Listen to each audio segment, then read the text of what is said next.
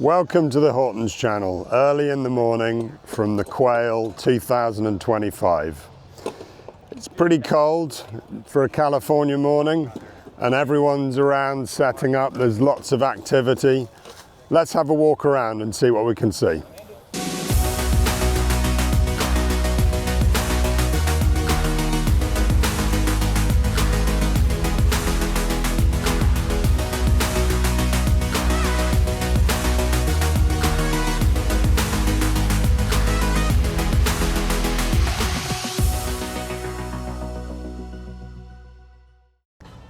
So I've just stumbled across this plethora of F50s, one of my favourite Ferraris. I remember in 1995 being at the NEC British Motor Show when the car was launched in the UK, and I then at the time knew the parts manager at Maranello Concessionaires, and he let me sit in the car when no one else was allowed to at the show. So there was a huge crowd and I was sat in this F50.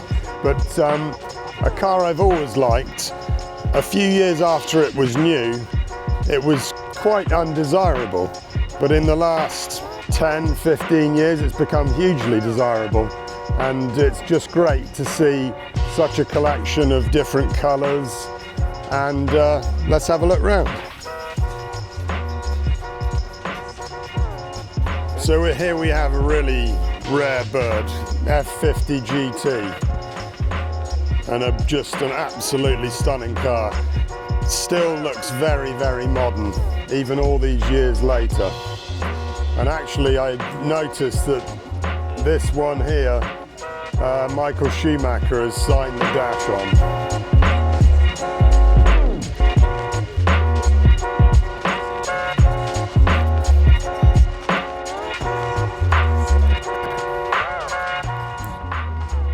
So here we have Ferrari F310B Formula One car, Michael Schumacher car from 1997. Schumacher moved to Ferrari in 96, and then soon after this the team started to become more successful. It actually, compared to a modern day F1 car, you realise how small these were. And maybe the future of F1 is to make cars smaller.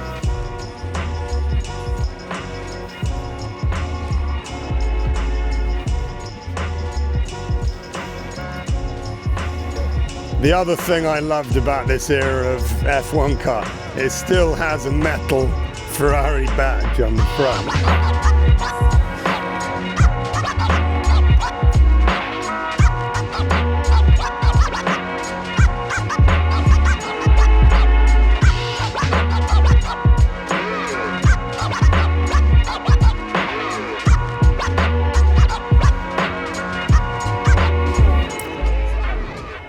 So here we have two of my favourite cars. Lamborghini Espada, this is a later series, and a Toyota 2000 GT. This is red. I'd obviously like it in white and have the roof chopped off, and then I'd be James Bond.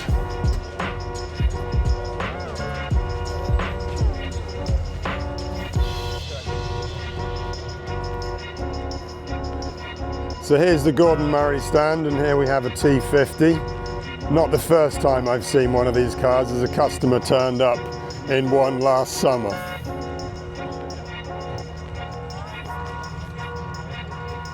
So I'm here with Magnus Walker and fellow Brit and fellow Yorkshireman. That's right. From Sheffield, That's I just learned. Sonny Chef in your Scarborough, right? Yeah. You should probably have the Kiss Me Quick on and a stick of rock, right? Yeah, not a Rolex. Yeah, It wouldn't go down well in Scarborough. Yeah. So what? Wouldn't be on your wrist in Scarborough. No, exactly. Yeah.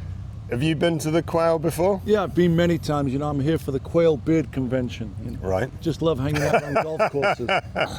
Well, there's no better golf course than this, so you picked the right one. Well, tell the Scots that. I mean, this. You know, I think Pebble Beach is the golf course. Quail's obviously a popular golf course, but I don't play golf, so hard to say. So you're a big Porsche guy? Well, I'm tall. I don't know if I'd say I'm a big Porsche guy. And so how do you have a large collection? Do you have a... I got a few, one or two, you know, air and water, air-cooled, water-cooled, front engine, mid-engine, rear engine, both air and water-cooled. I'm an enthusiast, collector, builder, driver. And how did you just told me that you live in LA and have done for 40 years. This is correct. How does a guy from Sheffield end up in Los Angeles? Pretty simple, sex, drugs, rock and roll. So you're in the music industry? No, I can strum a few chords. I left school at 15 in Sheffield, arrived in LA as a 19-year-old in 1986, almost 40 years ago. Yeah. So I've done a few things there. LA is the land of opportunity. You can do whatever you want to do, whether you want to be a movie star, rock star, beach bum, surfer, car designer. Yeah. LA is the sort of epicenter of most things that are cool. So that's how I ended up in LA. Yeah. And you get home often or not very often? Yeah, I was just in Sheffield a month ago. I had my first birthday in 40 years in Sheffield. Wow. Last birthday I had in Sheffield was 1985, 40 years ago. So I just turned 58 in Sheffield with my mum on July 7th. So I visit at least once a year, going to be back there for Christmas. Maybe I'll make it to Scarborough, Bridlington, Filey or Whitby or something. Or all of the above. Yeah, they're all worth the visit. Yeah, Yorkshire, East Coast, seaside towns. Exactly. Yeah. And what's the plan today? Just to hang out and... Hang out, talk to people, get my steps in, kick some tires, see some cars getting unveiled, practice my golf swing, stuff like that. And you on the peninsula for the rest of the week? Yeah, I came up on Wednesday, was at Laguna Seca yesterday. I'm making a film on the IROC race series with Ray Everham and Goodyear. Yeah. You know, it's an iconic race series. So this is the place to be right now if you're into cars. Monterey Car Week, I've been coming for the past 20 odd years. Yeah. So it's really the epicenter of all things automotive. Whether you're into Fords or hypercars or electric cars, it's just a great venue. The Quail does a spectacular job on a Friday, and then of course it all gets wrapped up Sunday on the other golf course down by the water at Pebble Beach, the Concours de Elegance. Talking of IROC, I've just bought a collection of literature, and I got a pack of IROC stuff, Awesome. so we should get together and Yeah, you got to show hold you on to that. IROC came out in 1973 and ran to 2006, as you know, with 7 generations of cars. Yeah. There was the 74 Porsche IROC RSR, which only ran 4 races, and 3 of them were at the same track, Riverside, on the same weekend. Then there's 3 generations of Camaros, 2 generations of Dodge, the Charger and the Avenger, and then they wrapped up the series with the Pontiac Firebird in 2006. Ray Everham, 20 years later, is bringing that series back. So timing's everything. It's all about the drivers and rolling thunder. So you'll be at Laguna tomorrow? I'll be at Laguna tomorrow. Good. Well, great to chat to you. Likewise, man. Keep the pedal to the metal. I'll see you at the track. I'm Magnus Walker. Cheers and rock on. Cheers. So here we are on the stand at the Quail, and I have a little ice cream shop here. We bring a select but high value selection here. So what we have are some original Laguna Seca posters. This is from May 1966, and these are incredibly rare posters. I've been coming to this area for 25 years, and you never ever see these posters. We have another one here, and then we have a couple of smaller ones.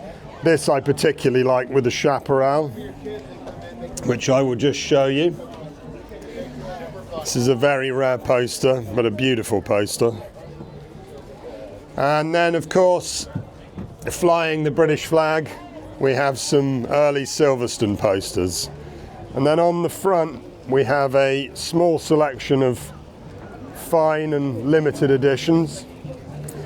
We have Milanta on Ferrari, and this is the Edizione Ferrari, which is limited to 47 pieces, signed by Piero Ferrari. We have the Enzo Ferrari book by David Bull, and this is the ultra limited edition, only 30 copies. We have A Quiet Greatness, which is a 4-volume history of Japanese cars, completely out of print. This is an absolutely brand new copy. We're pleased to announce this week the new book by Peter Larson and Ben Eriksson, which is Joseph Figoni, the 2nd volume, which is on Bugatti. We have the limited edition of the Simon Kitson Lamborghini Miura book. And then we have 3 titles by Schiffer Publishing. This is the limited edition of Air and Water. which is limited to 911 copies. And this book has just been launched this week, which is Automobili Lamborghini. And this is the limited edition. And we also have the standard edition. So make sure you come by the stand. We'd be happy to sell you any of these limited editions. And let's see what else we can see on the show field.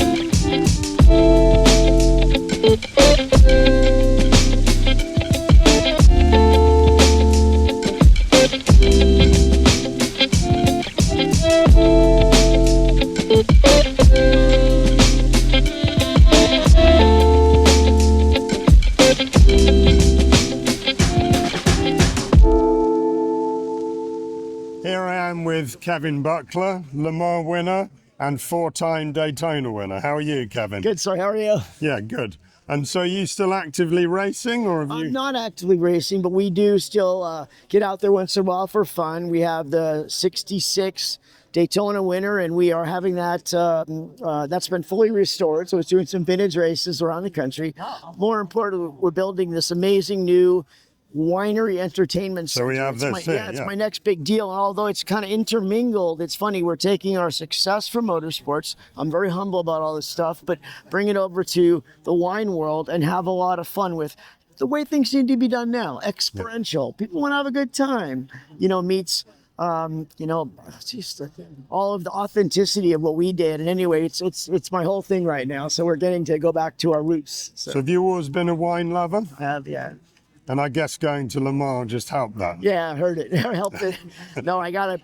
We've been there several times since with a bunch of high-end groups, and I've done some, some high-end hospitality. But yeah, we did a whole week in the Loire Valley, and I came back with cases of wine. And it's funny because my palate's a little different from California, but you gotta be with it. So is your preference Californian wine or French wine? I think California, but it's only because I'm there. I mean, I would probably be French. I purposely drink French wines because I want to try the good stuff from their side. It's almost like, my palate is conditioned to something, but what are they like? And so I don't always drink California. I try other, I have a big wine cellar at home. I go down there and try something totally off the radar when I go down there. Yeah. I want to learn. And what brings you to the Quail today? Oh my gosh! Well, we're partnered with one of the jet companies. We have our booth over there with the new Adobe Road, the gift sets that have a 4-pack and a 6-pack. The 6-pack has all the wines in it. It's a carbon fiber James Bond wrapped briefcase. You walk around, you open it up, all the wines are in there. It's really cool. So well, they're doing that, and it's just a bunch of folks I see that I've known over the years. Sometimes I used to think, oh, now I'm like, how fortunate am I to be, having what we've done and meet this place is just filled with awesome people, and it's the lifestyle. Yes. And there's a few Le Mans winners here. I saw Tom Christensen earlier on. He's the best. Yeah. He's the man. So. Well, yeah, he's won it the most. So, and so you've had a good day here. Good day in sales. Good day meeting people, and I cannot believe how big this thing has gotten. I used to live up in the hills over there back when we first moved here and started the company. We started the racers group and the parts company out of our garage up in Bay. It's called Bay Ridge. It looks at the track. So we're on the other side of the mountains, and they knew what we were doing. I could back my trailer down, and all you saw was the nose of the dually. And then in my garage, my driveway was all these engines all displaced and oil on the ground. And we were selling parts out of there. And the UPS guy. That's how we started, my wife and I, 30 years ago. Yeah, kind of cool. Hard work is always the best. At least hard work is a consistent thing. If I tell kids, they come to our a school brings them up, and I give a little inspirational afternoon with them and stuff like that. And I always tell them that, look, you can always default to hard work and commitment, and you will always get somewhere. You might not be the 6 foot. Sometimes I say the other stuff gets in the way. If you're the big, beautiful, tall hair, blue-eyed, you might be a little lazy. Yeah. Don't be lazy. Very true. Here. Well, a pleasure to see you, and enjoy the rest of the week. Thanks for having us. Appreciate it. Thank you, guys.